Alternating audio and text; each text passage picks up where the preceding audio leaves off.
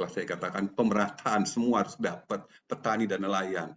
Jujur kalau kita bilang kita-kita yang ada di industri jasa keuangan, kayaknya yang kesini tuh jarang sekali deh gitu. Satu-satunya yang melakukan ke daerah sini ini teman kita yang bisa kita kasih piagam penghargaan tuh dari BRI kan gitu. Rasanya yang lain itu ya bukan kita nggak mau. Pengalaman saya datang ke sana bersama perusahaan tempat saya bekerja. Sampai di sana memperkenalkan nama perusahaan kita aja susah mereka. Di mana Pak bisa dihubungin? Di mana itu bisa kami datangin? Ya nggak bisa juga gitu. Jadi itulah sebabnya kenapa beratnya literasi itu adanya di Pulau Jawa. Karena kita semua ada cabang di situ, ya. Nah, ini juga pemerataan. Dan yang nomor 4, nah ini tugas mulia ini. Masyarakat daerah 3T gitu ya.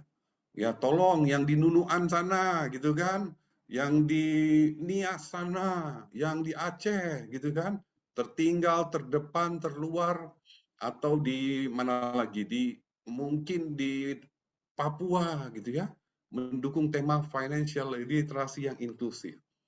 Jadi OJK pemerintah berpikirnya seperti ini gitu. Lah kita lain prioritas kita. Aduh, udah kelihatan deh kalau kayak gini kan gitu. Di mana mau ketemunya? Nah, inilah yang berkali-kali saya juga mewakili industri bicara ke OJK, walaupun tetap ada kesempatan ya teman-teman dari OJK katakan ya kalau memang ada concern dari industri kami siap bekerja sama gitu ya. Lah terus yang ditulis ini apalah ini urusan pemerintah jadinya kan gitu ya gimana Pak kan gitu ya ini harus dilakukan gitu ya. Nah jadi akhirnya pembagian kita waktu itu untuk yang kita semua yang dari industri kota-kota besar karena ada cabang kita gitu aja.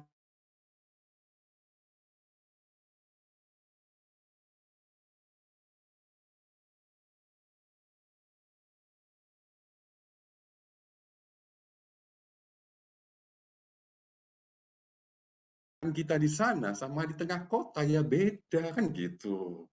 Ya, materinya beda dan yang lebih susah lagi adalah follow up-nya. Setelah selesai apa kita tinggal aja kan gitu. Nah, follow up selanjutnya ini untung dulu ada produk kalau di asuransi ya, mikro, ya si peci namanya. Ada produk mikro yang 50.000 untuk 1 tahun gitu kan. Tapi buat industri ya nggak tertarik kalau bicara 50.000 kan gitu. Ini juga lah tantangan yang harus kita hadapi. Nah, kemudian pelaksanaan kegiatan edukasi saya coba tampilkan di sini ya. Ada peraturannya, ada POJK-nya ada ya tentang peningkatan literasi inklusi keuangan di sektor jasa. Pertama, pelaksanaan kegiatan dalam rangka peningkatan literasi keuangan wajib dilakukan berdasarkan prinsip, katanya itu apa tuh? Terencana, terukur, berorientasi pada pencapaian, berkelanjutan, dan berkolaborasi. Yang paling susah tadi kita bicara, berkelanjutannya itu kan gitu. Ya, apalagi kalau daerah jauh gitu ya, nah itu sulit gitu. Tapi ya biasa teman-teman di sana bilang ada dong kelanjutannya. Ya, kolaborasi tentu kita menyarankan bekerja sama selalu dengan kampus, pemerintah daerah, dengan komunitas-komunitas sekitar terjadi itu. Nah, ini plus point ya buat mereka atau industri yang melakukan kolaborasi. Kemudian materi edukasi keuangan paling kurang mencakup informasi mengenai pengelolaan keuangan, jenis industri jasa keuangan, produk dan layanan jasa keuangan termasuk karakteristik dan perpajakan terkait produk atau layanan jasa keuangan. Jadi kalau dari scope ini kita lihat, kita itu masih dalam taraf memperkenalkan instrumen atau industrinya. Teman-teman ada loh perusahaan asuransi syariah gitu. Teman-teman ada loh proteksi untuk gerobak yang kebakar itu ada loh kan gitu. Ya. Jadi memperkenalkan ini tugas utama di awal. Ya. Jadi kalau tadi buru-buru sampai kita bicara teknis, cash flow segala macam, waduh, itu di daerah Pulau Jawa lah bicaranya kan gitu. Kalau di sana mereka punya mereka sadar info tentang proteksi itu aja itu sudah luar biasa indahnya gitu kan. Oh ada toh Pak gitu kan. Oh ada toh kan itu. Nah inilah yang dimintakan untuk kita lakukan. Oke, nah arahnya sekali lagi, ini yang membuat kadang-kadang industri kita itu agak sedikit uring-uringan gitu ya. Saya bold paling bawah itu, bukan merupakan kegiatan dalam rangka meningkatkan literasi keuangan itu. Nah, dia sebut yang ini nggak termasuk gitu. Satu, kegiatan yang dilaksanakan dalam rangka meningkatkan literasi keuangan itu kegiatan yang menjelaskan produk atau layanan jasa keuangan tanpa menyebut merek. Jadi kalau mau ngomong produk nggak boleh ngomong merek. Saya juga selalu bilang apa salahnya kan gitu. Iya kan? Jadi tapi ya itu tadi ada perbedaan kita. Enggak Pak, nanti jualan loh. Kalau nggak ditutup dengan inklusi lah, yang 90% itu kapan ketemunya kan gitu. Ya, jadi ini ada sungkan, malu-malu, tapi ujungnya minta 90%. Ya kan? Nah ini. Yang kedua, pengembangan infrastruktur yang mendukung literasi keuangan bagi konsumen atau masyarakat. Jadi yang kita omongin ya seperti itu. Kita akan buat ini, buat itu, bersama-sama, kita kerjasama gitu. Lah terus barangnya apa? Oh itu nggak boleh diomongin gitu ya. Masa nggak boleh kan gitu ya. Dan nomor dua, kegiatan dalam rangka transparansi dalam bentuk pemasaran berupa, nah ini kan dia tulis di nomor dua, menjual atau mendorong penggunaan merek produk atau layanan jasa keuangan tertentu. Nggak boleh katanya gitu. Iya kan? Saya kasih contoh lah. Boro-boro disebut gitu ya. Saya pergi nggak usah jauh-jauh waktu itu ke Tasikmalaya. Saya sebut Aksa gitu. Itu menjelaskan Aksa itu apa saja susah di sana kan gitu. Apa sih Aksa itu gitu loh. Tiba-tiba dia bilang jangan ngomong Aksa lo ya kan yang ngerti sih itu. Ini orang di sini nggak ada yang ngerti gitu loh. Ya kan? Terus saya tanya, yang bapak-bapak ngerti itu apa kalau namanya finansial? Ya BRI, ya di sana tuh ngertinya BRI kan gitu. Ya kan? Jadi nggak usah dilarang lah, saya bilang. Disebut pun nggak ngerti kok mereka. Nah, itulah tugas kita semua. Yang kedua, mendorong penggunaan produk atau layanan jasa keuangan POJK tertentu. Lah, tadi saya sebut, kalau nggak disebut apa produknya, ya bagaimana? Gitu loh. Apa dong? Oh ada nanti yang akan membantu Anda produknya. Cari sendiri ya. Gitu. Ya ampun gitu kan terlalu kan gitu. Diiming-imingin ada yang bagus tapi cari sendiri. Nah ini apa perdebatan panjang kita dalam rangka menyukseskan yang namanya arah strategis dari uh, literasi keuangan 2021 ya. Nah, oke. Nah, jadi dari sini bisa kita lihat semua. OJK pun semuanya sibuk mengejar angka 90%. Kita pun semuanya sibuk. Cuma mungkin dalam taraf awal ini tadi bagaimana kita bisa melangkah bersama itu yang menurut saya selama ini jadinya seperti jalan masing-masing gitu ya. Nah, industri itu ada yang tanya ke saya, misalnya ditanya, biasanya kalau industri asuransi itu literasi apa sih isinya kan gitu. Loh, ya isinya ya tentunya berkaitan dengan proteksi, manfaat proteksi, bagaimana cara mendapatkannya, dan yang paling sering ditanya bagaimana cara klaimnya, kan itu toh, itu gitu. Lantas kalau OJK bicaranya apa? Yang tadi mengenal dulu. Kenapa? Ada problem juga. OJK juga belum dikenal di masyarakat sana kan itu. Memperkenalkan OJK saja masih belum gitu. Boro-boro turunannya lagi memperkenalkan industri. Apalagi ada IKNB itu. IKNB itu banyak sekali itu, panjang ceritanya. Jadi tugas kita melakukan literasi itu sangat luas dan sangat apa ya, membutuhkan tenaga yang besar. Sehingga memang satu-satunya cara harus berkolaborasi. Itu Novi mungkin yang bisa saya sampaikan. Nanti kita lanjutkan lagi dengan diskusi kita Oke, atau tanya. Pak Haris Terima kasih. komprehensif banget. Thank you Pak Haris. Kita sapa dulu para sahabat mentor kita yang hadir malam ini. Pak Trijoko, selamat malam. Pak Edwan, ada Pak Budi Soeharto.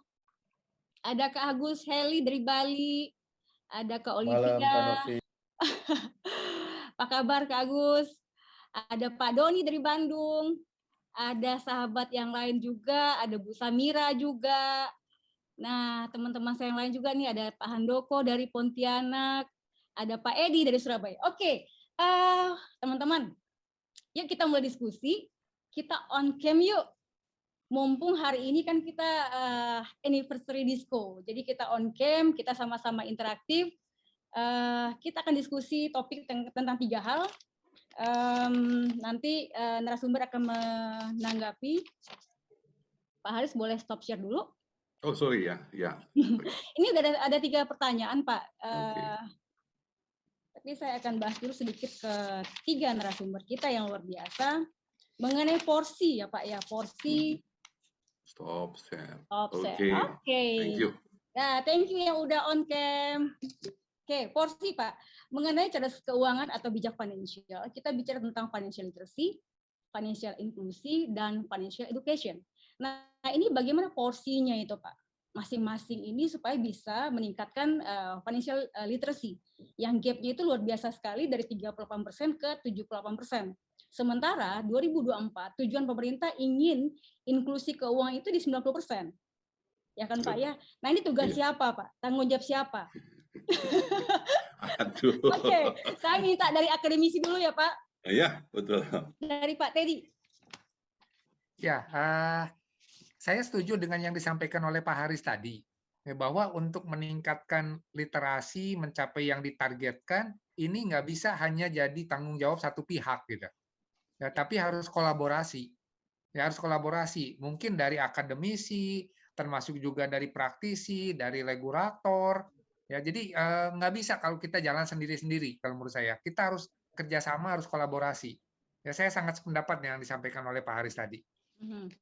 Mungkin gitu, Bu Novi. Kalau ke kampus dengan siapa kolaborasinya Pak Teddy? Saya pikir kalau kampus bisa dengan kita punya misalnya di kampus kan ada pengabdian masyarakat misalnya. Nah, kita bisa kemas itu dalam bentuk pengabdian masyarakat misalnya ke tadi contohnya Pak Haris mengatakan yang jadi prioritas kan yang pertama misalnya UMKM, pelaku UMKM. Nah, kita bisa kolaborasi dengan UMKM yang ada di sekitar kampus atau mungkin di daerah di mana kampus tersebut berada gitu, Bu. Oke. Ya. Artinya kolaborasi ya, Pak ya? Iya. Nah, dari si Pak Haris nih, Pak. Dukungan pemerintah itu seperti apa, Pak? Realnya dan teknisnya, Pak. Kalau secara tadi Pak Haris bilang kita memang untuk edukasi, saya sendiri juga ngelakuin ya, Pak ya. Perginya itu semangat 45, Pak. Betul. Pulangnya happy, Pak. Nanti di saat follow up itu udah mulai melandai, Pak Haris. Iya. Ya, karena ada gap antara literasi dengan inklusi. Kalau kita fair-fairan sebagai marketing pasti tujuannya adalah ke produk. Betul. Yang kita sebut dengan inklusi tadi, Pak Haris. Gimana coba, Pak Haris? Ya, kalau kembali ke apa yang harus kita lakukan, memang edukasi tiada henti tadi, Pak ya. Betul itu, saya setuju itu, Pak.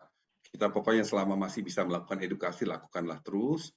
Yang kedua, memang kolaborasi. Kolaborasi dengan suasana hati yang lebih terbuka lah bahasanya begitu. Kenapa saya pakai tambahan hati yang lebih terbuka? Kadang-kadang kita sama-sama ada kecurigaan juga. Saya pernah nih, saya cerita ke Pak Teddy misalnya, ingin mau melakukan literasi asuransi ke sebuah kampus. Waduh Pak, itu perdebatan pasti paling-paling juga jualan gitu kan, ngapain gitu. Kita dikasih apa gitu, kampus dikasih apa loh. Ini kita udah mau ngajar masih dituduh gitu kan. Aduh, menyedihkan gitu kan. Jadi enggak, itu panjang lebar. Jadi itu di banyak tempat dari kita orang industri ini mengalami itu. Kalau bank keterima Pak, image-nya oke. Oh bank itu nanti akan kerja jadi karyawan bank gitu kan. Oke. Nah kalau urusan reksadana memang masih kecil, dia masih beranjak mulai ya. Jadi kadang-kadang memang langsung diterima. Tapi kalau namanya sudah kena Novi udah dibilang asuransi, aduh ini. Jadi kita itu gimana ya? Kadang-kadang kecil hati juga. Akhirnya apa yang kita lakukan adalah ya mau nggak mau kita kerjasama dengan OJK. Ya, nah, kita disembunyi di balik OJK. Ya. Tapi kan nggak sebegitu mudah juga untuk terakses dengan OJK kan Pak Haris. Betul. Nah, itu nanti saya tambah lagi. Jadi ketika kita sudah sampai ke situ, nah kita mulailah berstrategi. Nah, inilah kreativitas. Tadi kita mulailah mendekati OJK. Setiap wilayah besar itu kan ada kantor regional. Maka kita mulai mendekati mereka dari kantor regional. Biasanya mereka juga senang tampil juga sih sebenarnya. Jadi kita bisa kasih dia gitu ya. Yang kedua satu lagi, lebih bagus lagi kalau kita kerjasama juga dengan Pemda. Ya, saya kasih contoh misalnya masyarakat syariah tuh ada di hampir setiap provinsi. Biasanya ketuanya itu kalau nggak Ibu Gubernur ya Pak Gubernur, pokoknya pejabat-pejabat itu. Itu pun senang dapat panggung. Nah ginilah, jadi kita lakukan pertukaran. Jadi sebenarnya kita juga harus kreatif lakukan pertukaran-pertukaran. Yang Jadi penting manggung bareng ya Pak Haris ya. manggung bareng. Tapi Everybody kalau happy, semua tujuan tercapai ya Pak Haris. kalau asuransi yang tampil sendiri Novi, aduh panjang cerita kan. Udah Itu tuh yang ngeblunder ya Pak ya. Ngeblunder ih, bilang sebagai financial educator lah, inilah ah ujung-ujungnya lo jual asuransi juga gitu ya Pak. paling-paling jualan asuransi gitu kan. Nah, itulah ini Oke. yang yang ada di benak kita. Tapi memang ya tadi kita orang asuransi mungkin ya saya bilang orang asuransi harus lebih kreatif dalam setiap kesempatan. Itu dari saya mungkin. Thank you Pak Haris. Nanti soal OJK Pekanbaru tolong direferensiin ya Pak Haris ya. Ya. Oh, saya pernah sama OJK Pekanbaru kok, Ya. pernah di situ. Oke, thank you Pak Haris. Sekarang Pak Noel, gimana dengan Pak Noel pandangannya terhadap literasi terhadap investasi Pak Noel? Karena sekarang kan lagi marak-maraknya ya Pak ya robot trading nih, robot trading. Ya, robot yang trading, secara literasi mereka tidak belajar, namun mereka mengerti dengan produk dan mereka ngerti dengan return, bahkan returnnya daily lagi Pak, ya. atau per detik bahkan. Nah itu gimana Pak dari sisi strategi dari investment planners Pak? Ya memang kalau sekarang saya lihat sih memang ada fenomena serba instan ya. Jadi Iya. kalau cuan juga maunya instan, kemudian kalau bisa instan juga setinggi-tingginya gitu ya. Jadi kadang lupa sama risiko. Jadi memang ya kalau kita sih selalu bilang kalau untuk investasi harus pahami risiko ya. Jadi jangan hanya lihat cuan ya. Cuman kadang ya itu investor tuh kadang kalau sudah kena baru kapok gitu ya. Tapi kalau kapoknya juga sebentar dan bisa jadi ngulang lagi gitu ya. Dan itu nggak terjadi hanya di investor pemula, kalau saya lihat ya, even di investor yang pengalaman pun itu happen gitu ya, terjadi berulang ya, karena tadi saya bilang ya, karena bisa juga dari faktor marketingnya juga yang mengiming-imingi sesuatu, tapi ya bisa jadi marketingnya juga financial literasinya kurang atau malah mengabaikan ya, kadang juga mengabaikan sih. Mungkin kalau di logika tahu ini risikonya, tapi karena iming-iming mungkin profit dan sebagainya ya lupa juga nih marketingnya gitu ya. Jadi mengorbankan investornya juga. Jadi memang kalau saya bilang ini memang dua sisi ya. Kita nggak bisa lihat dari sisi investor, tapi kita sebagai edukator juga ya tadi saya bilang kadang kesulitannya tuh kalau udah ada kepentingan bisa beda nih advice-nya atau arahnya bisa beda. Jadi ya kalau saya bilang tadi dari sisi investor ya tapi saya lumayan melihatnya dengan banyaknya sekarang bermunculan edukator ya banyak sekali ya termasuk yang hadir di sini saya pikir semua juga sama-sama mengedukasi lah kalau saya bilang ya. Cuman kalau kita di Moduit kita bantu toolsnya juga karena kalau cuman edukasi tapi nggak punya teknologinya juga mungkin kecepatan pace-nya itu lambat gitu ya. Dan saya pikir itu tools yang harus dimanfaatin dengan teknologi gitu ya. Jadi itu tetap sebagai edukator kita harus manfaatin itu sih karena tadi untuk menjangkau daerah-daerah apalagi yang kurang nggak ada cabang, nggak ada kantor gitu kadang memang susah seperti yang tadi Pak Haris bilang ya termasuk di kita. Nah, itu salah satu yang bisa membantu ya teknologi gitu ya. Kalau orang sudah pakai teknologi di dimasukin informasi yang banyak lah tentang masalah itu atau lewat sosial media atau blog atau sebagainya atau mungkin seminar-seminar saya pikir sih itu bisa meningkatkan sih. Bu Novi, itu sih kalau pandangan saya. Oke. Kita tahan dulu ya, Bapak-bapak.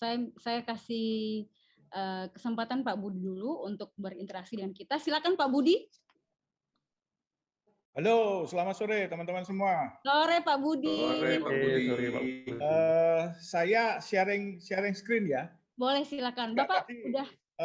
Pak Manuel, Pak Haris, sama Pak Teddy ngomong tentang finansial literasi. Saya kok jadi ingat kira-kira 14 tahun yang lalu kita di FPAI pernah mencanangkan gerakan yang disebut gerakan insaf. Mungkin teman-teman yang sudah all crack itu masih ingat. Saya ingat Pak, saya panitia Pak. Haris kan all crack. Saya juga ingat Pak, saya ingat Pak. Iya, iya. Jadi saya akan sharing screen bisa ya? Iya, silakan Pak. Oke. Saya kasih ini dulu Pak. Saya Sebentar, Pak. siapin nih. Jadi udah kelihatan semua? Oke. Silakan. Udah kelihatan? Slide-nya belum keluar, Pak. Pak. Nih. Ah, udah Pak, udah. Udah ya? Ya, silakan. Nah, itu ada logonya segala ya. Insaf singkatan dari Indonesia Sadar Finansial. Dideklarasikan kira-kira 14 tahun yang lalu ya. Jadi saya sama Pak Eka waktu itu ya.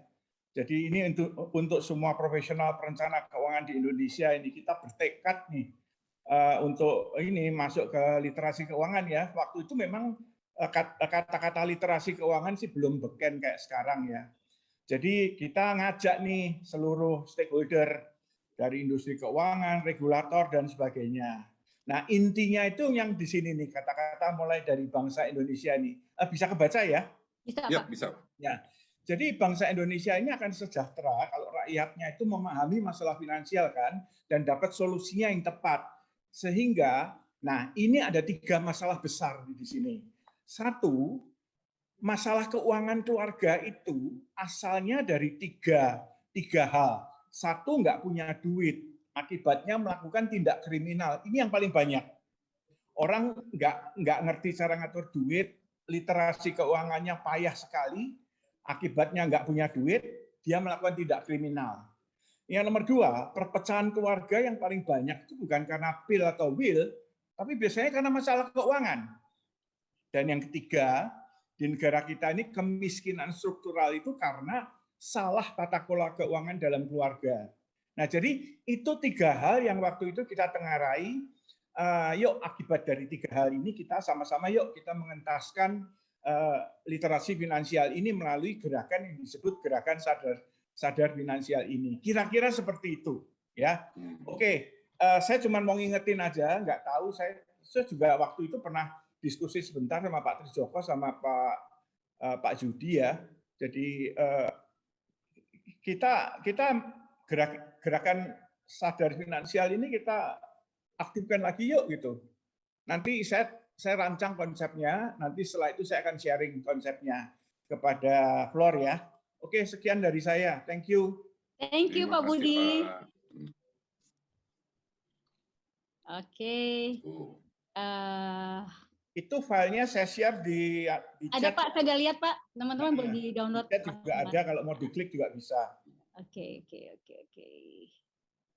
Ini saya akan bacakan dari Pak Doni. Saya bekerja membangun UMKM di kuliner dengan peserta mayoritas perempuan sejak tahun 2005. Dan sampai sekarang belum ada yang dari OJK atau lembaga keuangan yang mau kerjasama. Nah, ini Pak Haris nih. Udah langsung ke OJK. Atau lembaga keuangan yang mau kerjasama masuk untuk literasi keuangan. Ya, akhirnya beliau sendiri yang membuat literasi keuangan ke dalam komunitas tersebut. Nah, itu gimana Pak Haris? Dukungan dari sisi OJK? Ya, karena memang itu pun target prioritas OJK. Sebenarnya tadi berarti kan nggak ketemu channelnya aja komunitasnya, ya kan gitu. Jadi kalau dia ketemu pasti dibantu, pasti dibuatkan program ya untuk bisa mereka lebih cepat. Nah, jadi memang ini informasi-informasi seperti ini yang kadang-kadang ya namanya OJK orangnya juga nggak banyak ya. Jadi kita perlu sampaikan ke mereka. Jadi di banyak kesempatan bahkan saya kalau bikin acara itu bersama asosiasi, saya libatkan mereka gitu, saya undang direkturnya ngomong, segala macam ngomong gitu ya, supaya ya mereka juga membumi juga, bahasa kita membumi ya, apalagi ini sekarang keterkaitannya dengan digital ya, waduh, saya suka nakal, saya bilang sama mereka di sini siapa sih yang ngerti digital, saya gituin, soalnya umurnya seperti saya, gitu. Nggak ada yang muda atau yang ada di situ, jadi akhirnya diomong sekian lama POJK-nya untuk digital tuh baru 1 loh Pak. Nah, kan repot itu. Padahal kita semua udah harus lari demikian rupa. Lantas pertanyaannya, kita mau mulai dari mana? Mau nunggu mereka yang ngundang ya Novi ya? Nunggu diundang? Atau ya kita mengajukan diri lah, kan gitu ya. Atau Kita open state ya, tawarkan Pak? lah Ya. apa yang bisa kita lakukan. Dan saya senangnya dengan kita di KWP di FPA ini kan, ini sebenarnya kesempatan kita untuk berkontribusi untuk bangsa lah, kerennya begitu, ya kan? Oke. Itu. Artinya malam ini kita bisa terkonek ya Pak Haris ya. Pak Ya. Doni punya persoalan dengan Disko malam ini. Dengan adanya Pak Haris di OJK akan terjembatan ya Pak Haris ya? Iya, bisa. Nanti kasih nomornya. Jangan-jangan saya yang kasih literasi ya, Novi. Wow. tapi mungkin lebih menyenangkan lagi kalau Pak Haris membuat suatu sistem kali ya Pak ya. Ini tahapannya kalau mau ke OJK Pak. Oh gitu. Karena Pak jujur nih Pak ya, kalau misalnya kita secara awam bergandengan dengan OJK itu ada pride juga loh Pak untuk personal branding. Iya. Ya Nah, kan, Pak? ini sebenarnya di sana pun nggak masalah gitu, Novi. Di Oke. kita nggak tahu kemana, kan gitu tuh nih Hanya ceritanya. kita Ini kan aja gitu mungkin yang loh. tidak membuka diri ya Pak. Iya, jadi bukan juga wah susah ke sana, enggak juga gitu ya. Mereka juga butuh kita 90% loh, kata Pak Jokowi itu kan. Kena jewer mereka semua nanti kalau nggak beres, kan gitu. Nah, tapi pertanyaannya lagi, nanti kami mau ngomong ini, teman-teman di sana ngomongnya beda itu, jadi belum apa-apa. Ya kembali ke Pak Teddy tadi ya Pak, kami datang orang asuransi kok dicurigai, kan gitu. Nah, paling juga kan gitu. Udah dibuat di poin nomor 2 tadi, jangan yang seperti ini, kan gitu. Ya udahlah gitu. Oke. Itu Novi, Ini bisa. seperti masih ada hubungan dengan OJK nih Pak Haris. Ada Bu Fitri Rahman, silakan Bu on cam dan silakan bertanya ke Pak Haris. Ya, selamat malam Pak Haris dan ya. Bapak Ibu semuanya. Terima kasih Mbak Novi atas kesempatan yang diberikan. Saya tertarik Pak tadi apa yang disampaikan oleh Pak Haris dan juga Pak Teddy sebetulnya ya, karena kebetulan saya kan di kampus Pak, kami mengajar di Diploma 3 Kepolisian di Bandung. Nah, terkait dengan maraknya pinjol, di mana perintah Kapolri kemarin itu kan memberantas pinjol, kami melakukan PKM, pemberdayaan kepada masyarakat itu di desa. Tapi baru terbatas kepada terkait dengan pinjol gitu kan. Nah, dan memang ternyata di desa yang kami datangi itu di Kabupaten Bandung Barat, itu desanya turun naik gunung Pak. Ya kan, saya kira DC debt collector itu nggak masuk situ, karena pas saya mikirnya gini, wah males nih pasti ke sana nih gitu kan, jalannya aja turun naik gunung gitu kan, kita aja yang pakai mobil males banget ke situ kalau bukan karena PKM gitu kan. Tapi ternyata enggak loh Pak, di desa di tengah-tengah gunung itu mereka banyak ternyata yang sudah jadi korban, ya kan. Bahkan ada kepala sekolah yang sudah hampir kena gitu kan dan sebagainya lah gitu. Tapi intinya banyak kasus pinjol dan bank emok ya, banyak rentenir di sana gitu kan.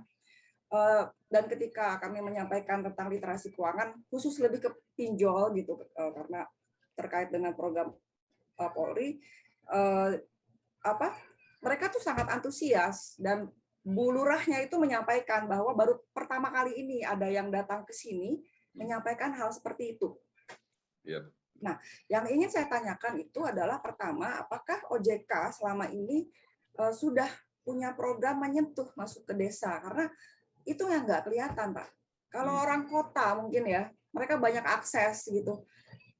Dari segi akses keuangan, dari segi mungkin keuangan yang mereka miliki juga ya tahu sendiri lah ya, kalau serugi-ruginya nggak akan ancur-ancur banget lah gitu kan. Tapi orang desa itu betul-betul kalau mereka kena itu sangat kasihan sekali gitu, ya kan.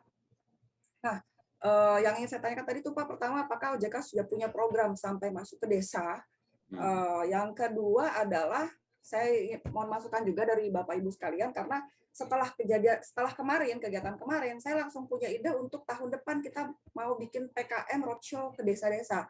Gitu, karena di Pemda itu ada bagian namanya pemberdayaan desa dan mereka seminggu sekali masuk ke desa. Jadi nempel, kampus itu nempel. Cuma kan karena saya programnya di 3 kepolisian, jadi lebih banyak ke kemarin informasinya Pak ya. Kalau Anda jadi korban rentenir dan sebagainya, lapor ke Polda Jawa Barat di mana aksesnya, lebih ke situ.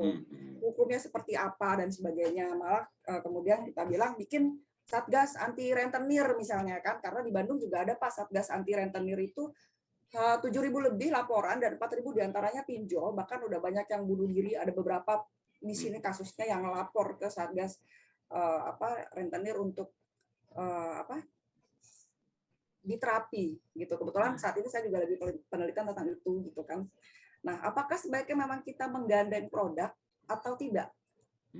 Kalaupun menggandeng produk, mereka juga nggak paham juga sih. Memang ketika kemarin masuk, ada yang tanya Pak, memang, Bu, ini asuransi, gini, uang kita hilang. Aduh, nanti lagi Bu Lurah, saya bilang gitu. Itu sesi lain, saya bilang gitu kan. Karena ini kita di sini lagi ngomonginnya tentang pinjol, terus gimana penegakan hukumnya. Itu aja mungkin mohon input dari Pak Haris. Dan apakah tahun 2022 besok berubah lagi atau tidak programnya? Karena kan tadi 2021 yang 4 itu Pak ya Pak ya. Desa masyarakat tertinggal. Apakah tiap tahun itu berubah atau masih bisa kita pakai? Kebetulan rektor kami juga concern Pak dengan hal seperti itu. Kemarin ketika disampaikan kita akan sosialisasi ke masyarakat terkait dengan penegakan hukum pinjol dan di mana polisi masuk ke desa, pendekatannya gitu kan sangat respons sekali gitu. Terima kasih. Selamat malam. Terima kasih Bu Fitri. Ya, Pak Haris. Iya, pengalaman saya Bu. Nah, kalau untuk literasi sampai ke Bareskrim pernah kita lakukan Bu, karena polisi juga nggak gitu-gitu ngerti juga kalau urusan kayak gitu kan gitu ya Bu ya. Betul Pak. Nah, artinya kita punya waktu itu network lah ya, hubungan-hubungan sama teman-teman yang kombes itu yang kalau udah urusan laporan keuangan dan sebagainya itu kan memang sulit. Jadi pernah kita lakukan. Ya, cuma lagi Bu, kadang-kadang itu kan tergantung momentumnya ya. Momentumnya lagi banyak yang dipanggilin Bareskrim, apalagi terkait dengan asuransi, pinjaman, maka polisinya lagi mau belajar ya kita dipanggil kan gitu. Jadi, nah tapi kalau untuk ke daerah-daerah, kalau Ibu di Bandung sebenarnya bisa kerjasama sama regional Bandung Bu. Di sana ada kantor regional Bandung. Nah, cuma mungkin mereka akan bisa bawanya itu memberikan endorse namanya Bu. Jadi wilayah-wilayah mana mereka akan dukung dan memang mereka butuh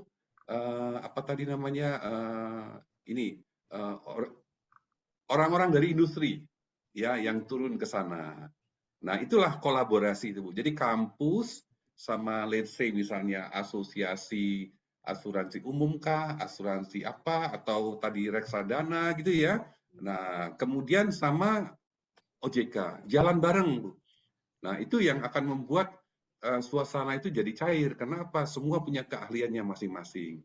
Karena kita tahu permasalahan dispute di bidang keuangan pun yang menyelesaikan kan kembalinya ke OJK juga Bu. Kecuali dilaporkan baru ke polisi kan gitu. Jadi dia delik aduan, ini ada ahli hukum nih Novi nanti yang paham gitu. Kalau saya nggak gitu-gitu paham saya. Nah jadi memang kita turun ke sana oke, Bu ya. Dan sepanjang yang saya tahu tadi saya sebut, coba Ibu masuknya tadi ke komunitas kalau misalnya wilayah di Bandung ekonomi syariah tadi Bu. Itu banyak pejabatnya Bu. Jadi dan Ibu wakil gubernur itu juga rajin tuh. Saya pernah kerja sama dia, wakil gubernur yang dari Tasik itu saya udah ketemu. Dan dia tuh rajin datang dan dia tuh mau kok Bu, gitu ya.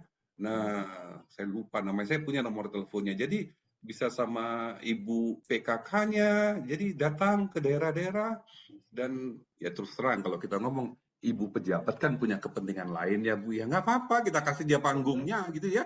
Yang penting kita memberikan literasi itu bisa tersampaikan ke masyarakat dan semua aparat yang ada di situ masyarakat itu bisa kumpul karena ada Ibu Wakil Gubernur tadi gitu ya. Itulah polanya Bu yang bisa dilakukan, yang pernah kami lakukan dan cukup berhasil. Itu mungkin ya Bu. Nanti lain kali kalau ada yang mau ditanyakan jangan sungkan-sungkan tanya saya, nanti saya kasih tahu lah Bu ya. Siapa mau izin minta nomor handphonenya Pak nanti WA-nya mungkin kalau kami mau mengontak OJK. Karena kemarin saya jadi sempat masuk tentang OJK gitu kan. Mereka tuh nggak ngerti Pak. Kenapa bedanya pinjol ilegal dengan ilegal. OJK itu apa sih, fungsinya apa. Jadi banyak yang, oh gitu. Jadi dimulai Bu, memperkenalkan OJK itu apa. Itu dulu pertama. Oke. Pak, terima kasih Pak. Oke. Thank you Bu Fitri. Pak Haris, ini Bu Ita ingin menanggapi, silakan Bu Ita. Oke, terima kasih. Ini financial trust itu memang apa ya, impian dari dulu gitu ya. Kegiatan insafnya Pak Budi itu dulu memang luar biasa. Terkait ini yang pengalaman yang barusan gitu ya, apa namanya, seperti yang saya barusan itu memang kerjasama. Jadi seperti disampaikan oleh Pak Haris tadi gitu ya, itu kerjasama yang kemarin saya barusan dengan Gojek itu, jadi kerjasama antara Pemkot. Jadi Pemkot itu yang menyediakan tempat dan menyediakan peserta. Jadi mereka yang harus mencari pesertanya gitu ya. Kemudian dari OJK itu tadi yang terkait dengan keuangan gitu ya. Terus kemudian dari Gojeknya kemarin tentang digital marketing, karena kebetulan tadi seperti sarannya Pak Hari sampaikan, itu sasarannya memang ke UMKM gitu ya. Dan itu kemarin yang waktu ke DKI juga seperti itu, OJK dengan Dekranasda gitu. Jadi apa namanya, saya pikir memang kolaborasi gitu ya. Kolaborasi itu sangat penting karena kita memang mengedukasi masyarakat, jadi udah pasti nggak bisa sendiri. Itu yang pertama. Yang kedua ini karena saya banyak di dunia pendidikan gitu ya. Perlu saya sampaikan bahwa di kurikulum 13 gitu ya, ini untuk kalangan pendidikan, itu memang masuk literasi keuangan ini sekarang sedang disusun kurikulumnya gitu ya, dan itu memang menjadi salah satu dari 6 literasi dasar yang harus dikuasai oleh pelajar gitu ya. Jadi kalau tadi mungkin yang disampaikan Pak Haris mungkin 4 sektor itu belum masuk ke pendidikan gitu ya Pak Haris ya, belum masuk ke itu ya.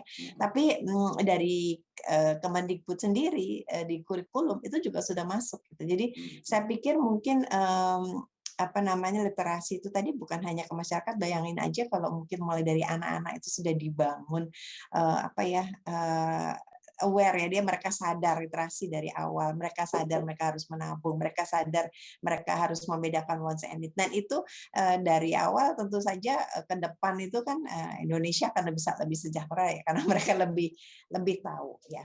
Mungkin itu aja teman dari saya. Terima kasih. Thank you Bu Ita. Intinya literasi ya Bu Ita ya.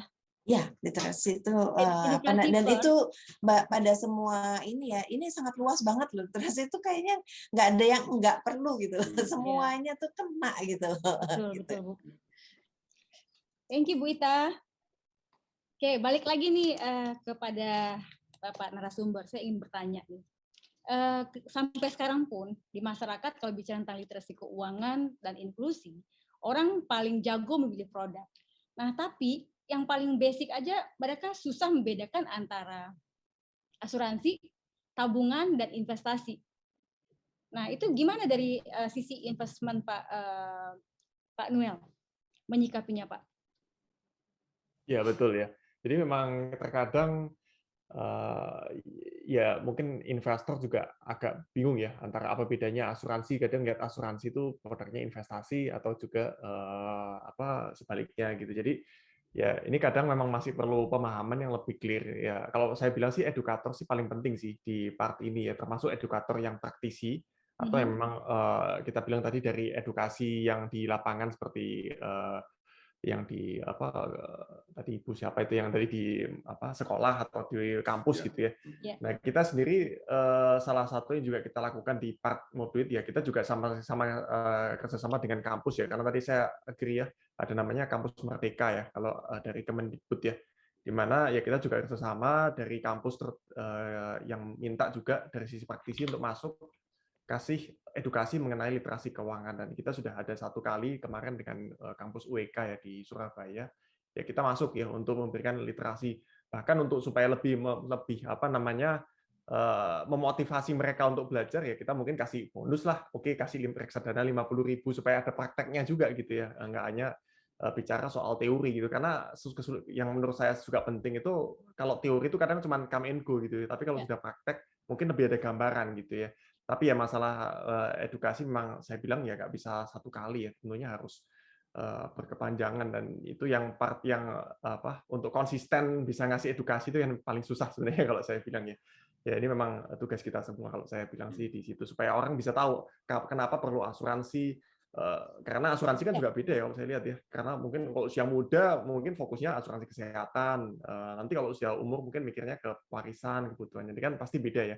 Dan kadang kemampuan kalau menurut saya. Jadi apa namanya, kita mengeluarkan sesuatu di luar kemampuan itu aja udah salah ya. Maksudnya berhutang di luar kemampuan pembayaran itu kan juga hal yang sederhana sih. Saya bilang ya itu penting sih. Memang Bu Novi, sebelum kita masuk investasi, kalau cash flow-nya, arus kas-nya nggak bagus, pasti udah kacau tuh masalah investasi. Masih punya banyak pinjol, ya boro-boro ngomong investasi, yang melunasi pinjolnya aja udah kesulitan kan gitu ya. Ya, tapi sekarang ada lagi kejadian yang saya lihat ya, Pak Noel. Orang bisa minjem untuk berinvestasi, Pak Noel. Ya. Ya, Nah itu udah tinggal karena masalah bahasa waktu aja udah. cuan tadi itu loh Pak Noel. Yang tadinya itu kan kalau cuan itu yang hanya dimengerti oleh investor. Sekarang itu yang Pak Haris bilang ibu rumah tangga itu paham banget tentang cuan. Betul. Sampai minjem tuh Pak Noel. Ya. Nah, gimana tuh langkah-langkah yang harus kita lakukan Pak Noel untuk memberikan penetrasi pentingnya pendidikan investasi bagi masyarakat Pak Noel? Oke, ya betul ya. Memang ada yang seperti itu ya. Karena mungkin berasumsi, oke pinjam sini dapat 10%, nanti dilempar bisa investasi dapat 100% gitu ya.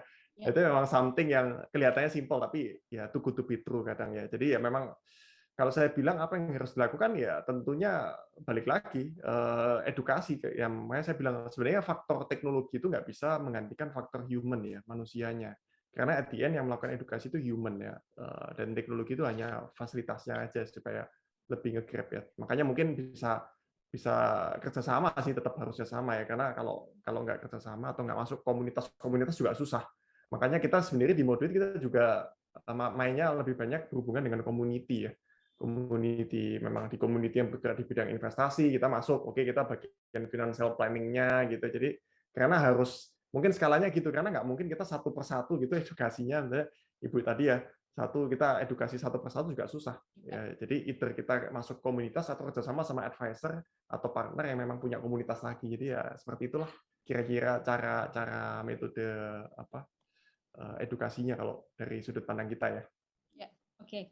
Tapi sebenarnya kalau kita ngelihat kenyataan ya Pak Haris, Pak Teddy dan Pak Noel, kita nggak bisa menyalahkan masyarakat keseluruhan tentang gap tadi 38% dengan 78%. Edukatornya sendiri pun kadang-kadang nggak literate gitu ya. Mereka tidak melakukan educate dan bahkan mereka nggak sertifikat. Nggak banyak di antara edukator yang aware untuk mereka membekali diri dengan sertifikasi yang membuat mereka lebih kredibel gitu.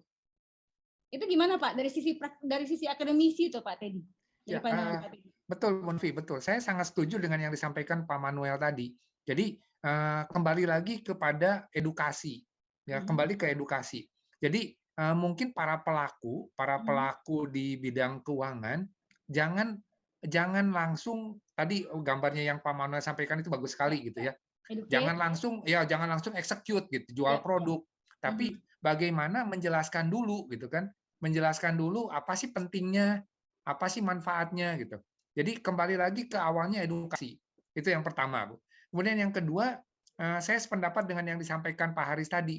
Jadi kita memang nggak bisa jalan sendiri-sendiri. Kita harus kolaborasi. Ya, kita harus kolaborasi. OJK, saya punya pengalaman di Bandung di kampus saya, Pak. Pernah kerjasama dengan OJK Regional Bandung. Dan itu nggak susah kok gitu loh. Betul. Ya, nggak susah. Jadi gampang aja kalau memang program kitanya jelas gitu. Ya itu. Yang kemudian juga cakupan dari edukasi ini memang luas. Seperti yang disampaikan Bu Ita tadi, ya bukan hanya masyarakat atau apa, tapi juga mungkin harus mulai dari pelajar, misalnya mahasiswa. Ya satu contoh di program studi saya di Maranatha, kami memang di dalam kurikulum ada mata kuliah perencanaan keuangan. Gitu. Yang baru tahun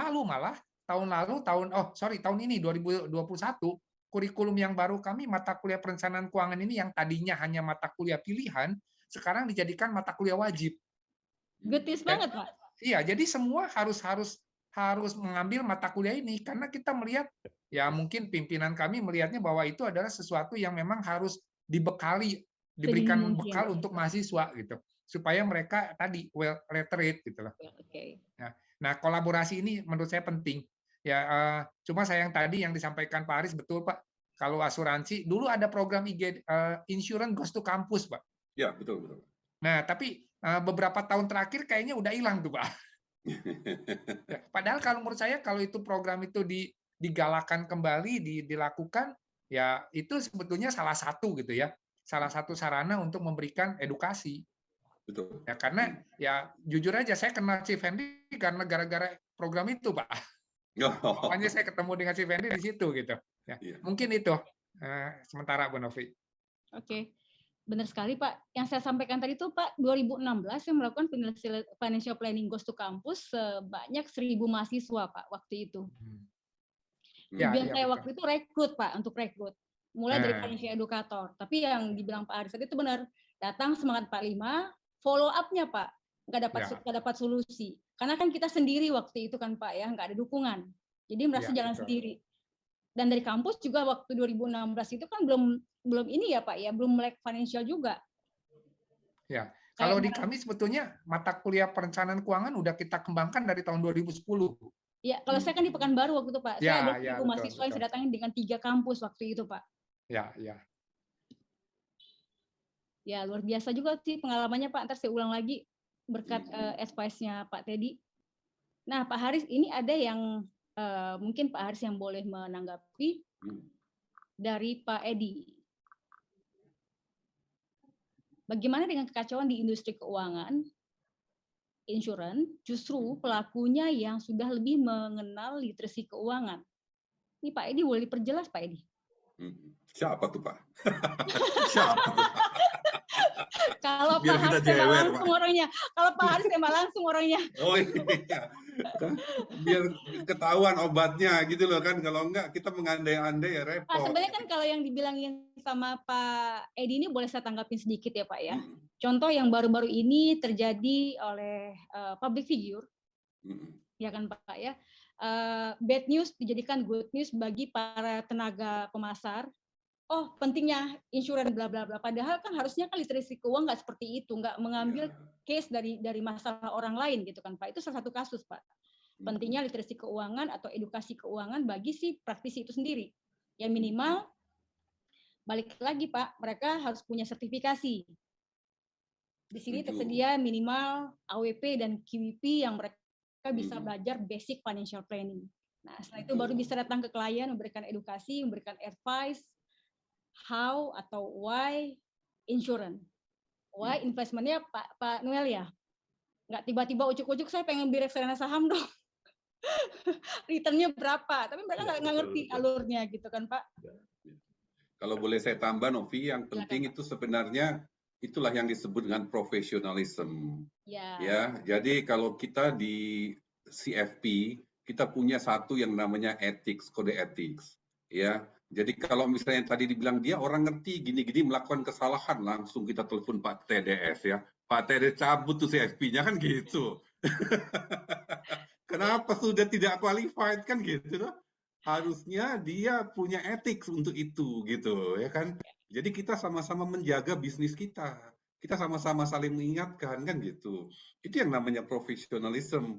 Dan terus tiap masa boleh saya bilang itu ada peningkatan capacity, ada ikut training, ngobrol bareng-bareng seperti ini ya. Jadi kita semua punya kesadaran yang sama. Nah, yang dulu-dulu kan gitu, ujian 1 kali terus nggak ada follow up lagi, akhirnya ya sebenarnya kan itu mantan CFP mungkin gitu ya, yang sudah tidak memperpanjang, sudah lupa etiknya, ya gimana kan gitu. Jadi menurut saya yang namanya profesionalisme itu harus dijaga. Harus ada CPD-nya lah ya, continuous program development-nya. Itu mungkin Novi yang. Oke. Ini ada pertanyaan Pak. Ibu Neta, dalam keadaan pandemi seperti ini, edukasi dan literasi seperti apa yang cocok untuk menjangkau UMKM dan ibu rumah tangga dan target lainnya. Jadi di saat pandemi, kira-kira segmented edukasinya dan literasinya itu kemana gitu Pak? Target literasi. Nah, ini mungkin bisa dijawab oleh Pak Noel juga. Kalau mau bicara tentang investasi, targetnya kemana? Dan Pak Haris boleh menanggapi juga. Silakan Pak Noel dulu. UMKM dan ibu rumah tangga.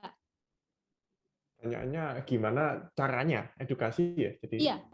gimana Yang cocok caranya maksudnya nih, edukasi dan Pak Nur, literasi? yang cocok untuk menjangkau UMKM, ibu rumah tangga dan segmen lainnya maksudnya di masa pandemi. Artinya ini kan dengan kondisi ekonomi melambat, apa yang cocok gitu loh, Pak. Ya. Oke, saya nggak tahu maksudnya cocoknya dari sisi produknya atau gimana cara melakukan edukasinya ya. Mungkin itu yang agak ya, tapi kalau saya menyimpulkan karena kita bicara soal literasi keuangan lebih dari sisi gimana caranya ya.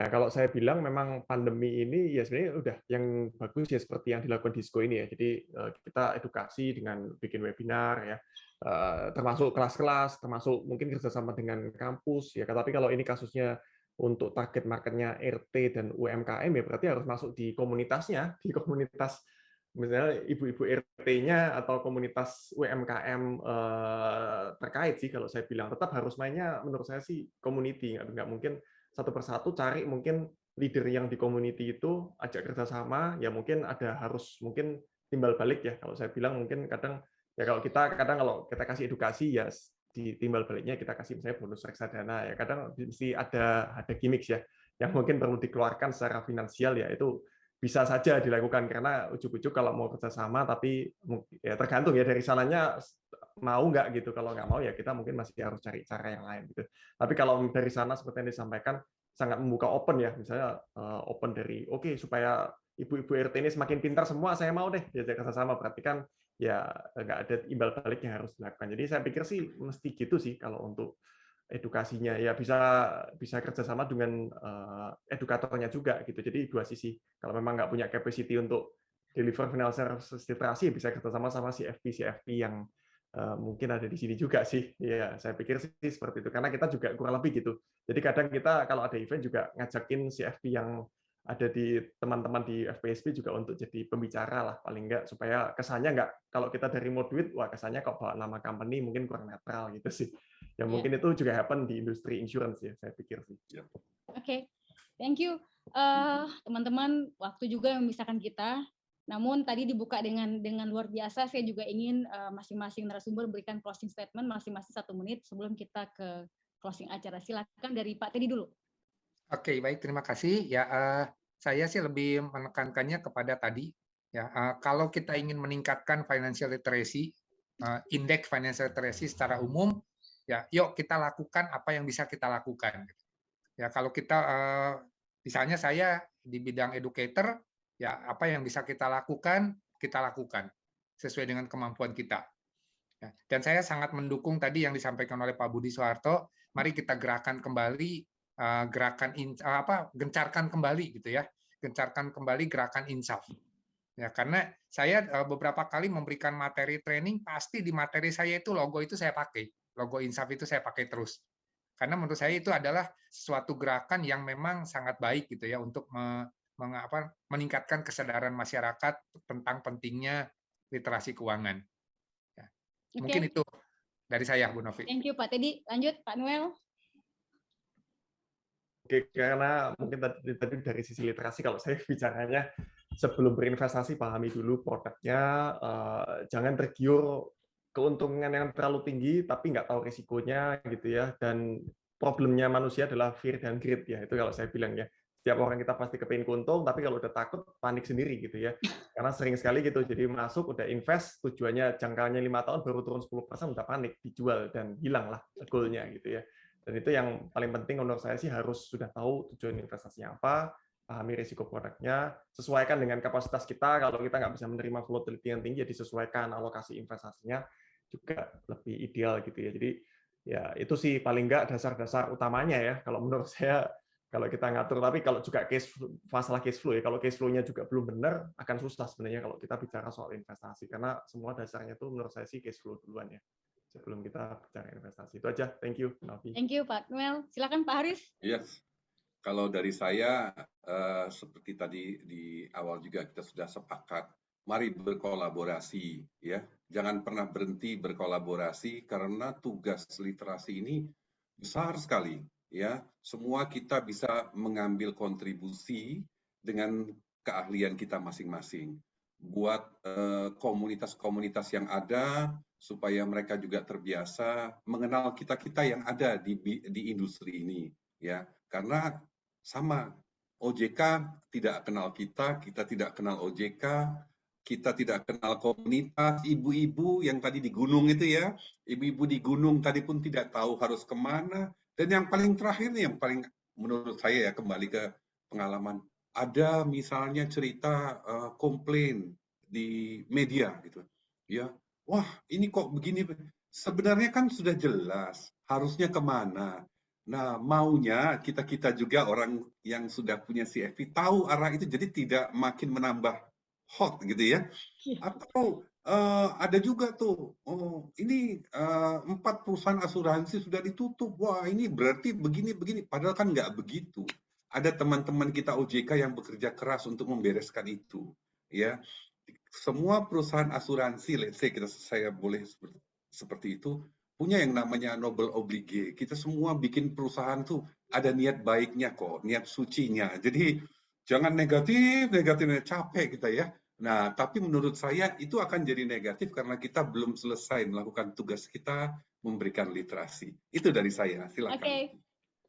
Thank you Pak Haris, Pak Teddy, Pak Noel. Nggak terasa waktu kita udah 1,5 jam. Saya senang sekali malam ini bisa interaktif disko dengan Bapak Ibu semua.